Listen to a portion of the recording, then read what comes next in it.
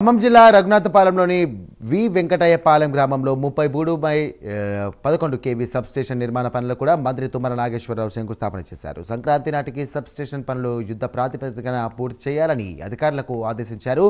రైతులు లాభసాటి పంట ఆయిల్ ఫామ్ సాగు చేయాలని సూచించారు.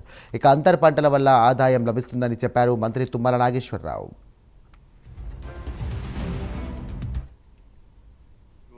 లిఫ్ట్ నీళ్లు వదిలేదాకా కూడా ఇక్కడ సబ్ స్టేషన్ కావాలని చెప్పలేదు ఎస్సీ గారు. ఎస్టిమేట్స్లో చెప్పలేదు, అయిపోయిందాక చెప్పలేదు. ఏంటంటే ఆ మోటార్లకి పెద్ద మోటార్లు అండి ఈ కరెంటు చాలదన్నారు.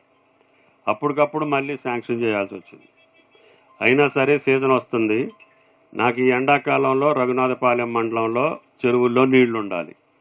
కాబట్టి దయచేసి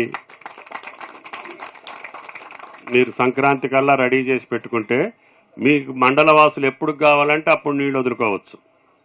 మీ చెరువులు ఎప్పుడు ఖాళీ అయితే అప్పుడు ఎండాకాలంలో కూడా నీళ్లు ఉంటే భూగర్భ జలాలు ఉంటాయి.